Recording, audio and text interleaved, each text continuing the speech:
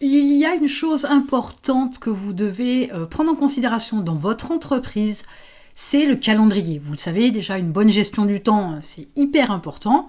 Il y a aussi les saisonnalités dans votre activité. Il y a des paramètres à prendre en ligne de compte et des actions à avoir bien particulières en fonction de ça. Et il y a surtout une base de calendrier qu'il ne faut absolument pas négliger parce que c'est ce qui va vous donner un rythme de travail, une approche d'innovation, de remise à zéro, d'analyse, etc. Alors en fait, il y a 2 calendriers particuliers. Le premier, c'est le calendrier civil, donc du 1er au 31 décembre, et puis le calendrier fiscal qui va être d'abord réglé par la date de création de votre entreprise et la date de bilan. Donc en général, c'est sur 12 mois. Alors il y a un décalage la première année. Il peut y avoir un décalage la première année, mais dans l'idée, c'est 12 mois. Et dans ce calendrier fiscal, il y a l'approche à prendre en considération. C'est donc le fameux bilan en fin d'année, mais aussi les dates de versement de TVA, d'impôts, etc. Donc tout ça rythme votre entreprise. Et pourtant, il y a un phénomène assez dingue, assez fou, pour pas dire qu'il y ait 2 phénomènes, mais cette approche de réflexion qui fait qu'on se dit « Aïe, septembre, c'est la rentrée ». Comme si c'était un moment particulier. Alors, accessoirement, quand même, c'est la rentrée des enfants, c'est pas la rentrée des entreprises. On aborde ça avec le côté rentrée parce que majoritairement, on a tendance, enfin, les salariés ont tendance à prendre leur congé en été. Et il faut repartir au travail par la suite, après les vacances. Et pour autant, c'est la rentrée. Donc comme s'il y avait quelque chose, je vous dis, de nouveau, un renouveau, un redépart, entre guillemets. Et pourtant, pas tant que ça. On a un peu la même approche avec décembre et janvier. Hein. Donc, fin d'année, les fêtes, c'est beaucoup plus familial. Il y a beaucoup d'entreprises qui lèvent le pied, etc. Et en janvier, hop, on remet les compteurs à zéro. Comme s'il y avait un moment particulier comme ça sur les 12 mois de l'année, le fameux mois de janvier, où on remet les compteurs à zéro. On repart de zéro, on attaque des nouvelles choses, etc. Donc du coup, on prend en considération ces fameux calendriers dans une approche ou dans une autre. Voilà, s'il y a le bilan, enfin du moins donc une clôture fiscale qui arrive à un moment donné, les jours d'après, on repart à zéro. On a encore cette approche-là. Pourquoi pas? Je veux dire, c'est pas fou non plus, hein, tout le monde le fait. Vous allez me dire, si tout le monde le fait, c'est que tout le monde le fait, donc un peu comme une approche, un mode de fonctionnement non écrit, tacite, qui dit que ça doit fonctionner comme ça. Et du coup, en fait, ça sert d'excuse. Exemple. Oh non, je ne vais pas mettre ça en juin dans mon entreprise parce qu'il y a les vacances, il va me manquer de personnel, ou voilà, les gens partent en vacances, l'activité va ralentir, etc. Donc ça n'a pas de sens, je le ferai en septembre. Ou je ne vais pas le mettre en place en octobre, je vais laisser finir la fin de l'année, puis j'attaquerai en janvier. Voilà, comme s'il y avait, je vous dis, ces espèces de dates butoirs, un peu le moment particulier de redémarrage, de recommencement. Et ce qui est fou, c'est que ça sert d'excuse et qu'au fond, finalement, ça n'a aucun sens. Et c'est vraiment l'histoire de se faciliter la vie et non pas d'avancer. Ça ne permet pas de développement de votre entreprise. Pourquoi ? Parce que quand vous êtes sur cette approche-là, votre activité, votre entreprise, elle ne s'arrête pas juillet-août, moins pendant la période des vacances. Vous n'êtes pas à l'arrêt complet, vous n'êtes pas à zéro de chiffre d'affaires, vous n'êtes pas en fermeture de l'entreprise pendant 2 mois. Il pourrait y avoir peut-être qu'1 jour ou 3 semaines de fermeture. Et encore, ça se discute, ça évolue ces dernières années, mais vos salariés, une partie sont en vacances, une partie sont là pour assurer, la permanence téléphonique, etc. Donc du coup, votre activité, elle continue de vivre, votre entreprise, elle est ouverte, plus ou moins, mais elle continue de vivre. Donc, là où vous imaginez que parce que votre activité, je prends l'exemple de l'été, est au ralenti, dans ce cas-là, allez, on ne fait plus rien. On en profite pour lâcher prise 2 mois quand même, juillet-août. C'est un peu much. Euh, alors, je vous dirais qu'il y a moyen de voir ça autrement. D'abord, c'est justement parce que c'est l'été, que c'est le moment de mettre en place certaines choses. Justement, s'il y a une baisse d'activité, on a plus de temps pour se concentrer sur autre chose. Vos salariés, dans la même approche, s'il y a moins, de commandes à traiter, de clients à aller voir, etc., ils ont plus de temps libre, entre guillemets, ou de temps à rien faire, parce qu'ils font habituellement. Donc vous pourriez les occuper à autre chose. Vous pourriez les monopoliser sur un nouveau projet. Vous pourriez les mettre, pourquoi pas, sur le développement ou la mise en place d'un nouveau logiciel ou d'une formation. Je sais pas, mais c'est l'occasion ou jamais. Ensuite, c'est pas parce que, entre guillemets, l'activité redémarre en septembre, parce qu'il y a une espèce de pause juillet-août, que forcément c'est à ce moment-là justement qu'il faut remettre quelque chose de nouveau en place. C'est pas à ce moment-là parce que les gens se remettent dans le bain, après les vacances, notamment les salariés, etc. Il faut reprendre son petit train-train, il faut reprendre ses marques, il faut le temps de se remettre dans le bain. Alors j'avais lu une étude, je vous dirai pas de bêtises, mais...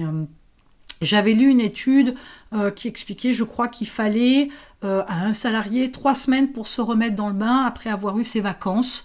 Donc imaginez que le mois de septembre, en fait, il n'est pas complètement là, votre salarié, ou vos salariés. Donc c'est pas l'idéal. Ce n'est pas non plus un renouveau ou un redémarrage ou un recommencement en septembre. C'est juste qu'il y a eu un ralentissement et l'activité a baissé et puis ça reprend par la suite. Donc justement, profitez de l'été déjà pour avoir une autre approche, pour que les choses soient mises en septembre en place, ou soient mises en place en septembre, c'est peut-être mieux comme ça, et non pas avec une mise en place à faire en septembre. Ça, c'est la première chose. Et puis ensuite, donc deuxième chose, si on part du principe qu'il y a septembre, la rentrée, et janvier, la nouvelle année, je ne vous rentrerai pas dans les détails des bonnes intentions, des bonnes résolutions du début d'année qu'on ne tient pas longtemps en général. Le truc, c'est quoi? Ça veut dire qu'il y a grosso modo que deux moments dans l'année, septembre et janvier, où on remet en question l'entreprise, où on décide de se pencher sur certains détails, où on décide de faire démarrer certaines choses. Et les 11 autres mois de l'année, il n'y a pas moyen de faire quelque chose. Donc en fait, vous vous focalisez sur septembre et janvier, alors qu'en fait, de base, entre guillemets, je dirais qu'il y a 4 trimestres dans l'année, et que sur ces 4 trimestres, il faudrait à chaque fois faire un point. À chaque fois, il faudrait faire une analyse. À chaque fois, il faudrait pouvoir se dire, ok, là, on a fait un point sur les stats de je ne sais quoi. Je sais pas, vous avez ouvert un nouveau marché sur le territoire français. Vous avez ouvert la vente de vos produits ou prestations, peu importe, sur un nouveau département. Donc, ok, on regarde les chiffres, on voit ce que ça donne. On prend en considération les éléments extérieurs. C'est non négligeable. C'est sûr que s'il y a plus, qu'il y a fait des orages, des ouragans, voire qu'il y a eu de la neige pendant 3 mois sur un département, il faut le prendre en considération, c'est les aléas de la vie, on ne peut rien faire contre la météo, mais du coup, on va peut-être se laisser 3 mois de plus pour voir ce que ça va donner. Donc l'idée, c'est on analyse, on voit ce que ça donne, et on repart sur un cycle de 3 mois avec une approche différente pour voir dans quelle mesure on peut faire un aménagement, une évolution, une transformation peut-être de la manière dont on a commercialisé son produit pendant les 3 premiers mois pour pouvoir améliorer tout ça. Donc, il n'y a pas de remise en question, entre guillemets, ou de reset 2 fois dans l'année, septembre et janvier. C'est toute l'année et c'est régulièrement. On est capable ou on a du moins l'habitude, entre guillemets, avec une certaine approche, de faire le point, par exemple, avec les commerciaux tous les jours, voire toutes les semaines ou tous les mois, pour avoir une tendance, etc., et rectifier le tir s'il y a besoin, puisqu'on est capable de faire ça. Pourquoi on ne le ferait pas pour son entreprise? Alors, tous les jours, c'est pas possible, on est d'accord. Il faudra avoir beaucoup de personnel. Toutes les semaines, là aussi, il faudrait quand même un peu de personnel.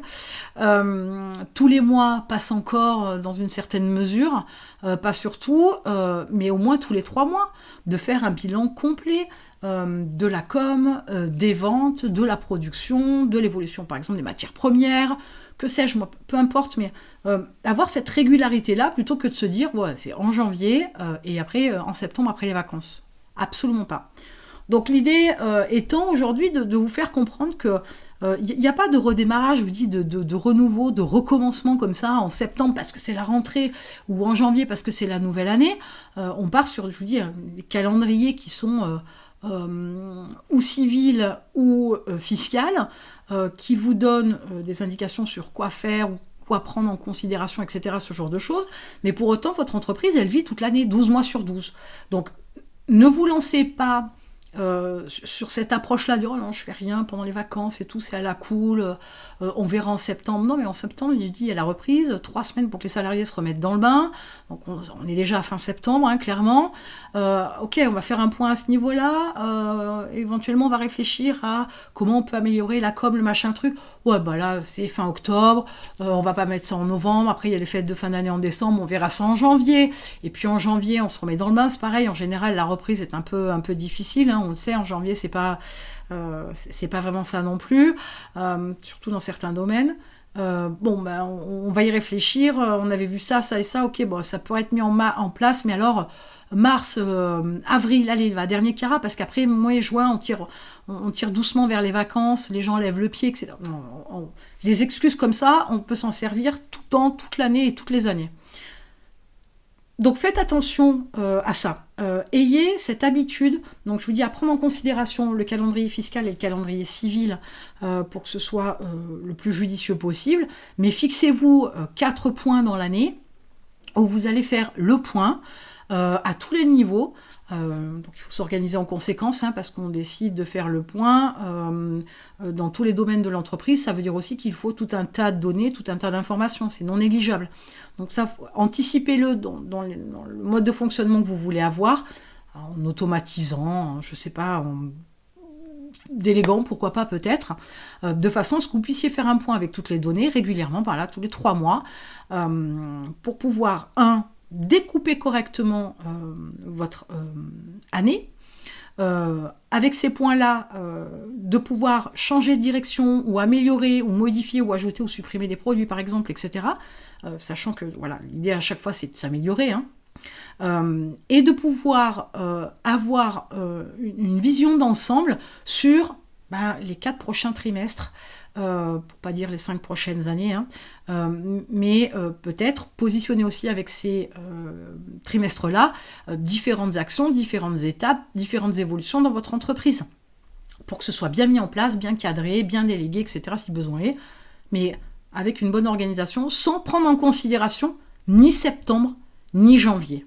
On est d'accord sur l'approche, voilà, ça peut pas être que 2 mois dans l'année, que 2 points, 2 événements dans l'année, ça n'a aucun sens, c'est pas en plus les meilleurs moments, les plus judicieux, etc. Donc aucun intérêt. Mais par contre, faire un point régulièrement tous les trimestres, c'est une très bonne chose pour pouvoir avoir le contrôle sur l'évolution de son entreprise, anticiper, prévoir, programmer, planifier, et ne pas être dans le côté je subis les événements, les aléas, la température, les virus, les guerres, tout ce que vous voulez, et ne pas vous laisser piéger dans votre entreprise, parce que ça risque de vous amener à une baisse drastique de votre chiffre d'affaires, et pourquoi pas la fermeture de votre entreprise. Ça n'a aucun sens une fois de plus. Donc c'est toujours dans l'anticipation, et c'est un bon moyen aussi de couper certaines stratégies qui ne fonctionnent pas, ou de vraiment mettre le doigt sur quelque chose qui est en latence, qui végète un peu, qui n'évolue pas ou qui ne vous donne pas les résultats escomptés, certains placements par exemple. Si ça ne donne pas les résultats et si on ne peut rien y faire en plus, il est temps de couper et de passer à autre chose. On ne laisse pas traîner des mois et des mois et des années sur quelque chose qui, en termes d'investissement, n'apporte pas ce que ça doit générer à la base. Voilà pour l'approche du calendrier. Je vous invite, comme je vous le dis, je vous le répète tout le temps, mais depuis peu, mais regardez toujours en description vidéo, il y a des outils, il y a des programmes, il y a des informations, il y a peut-être des news, des bonus qui passent. Donc regardez toujours en dessous dans la description, il y aura toujours une info. Ça change très régulièrement. Donc allez vérifier s'il n'y a pas une opportunité à saisir en description. Et en attendant, positionnez vos 4 trimestres sur l'année à venir avec les points bien particulier dans votre calendrier pour faire le point sur votre entreprise, dans son mode de fonctionnement, etc. Et je vous laisse vous mettre au travail.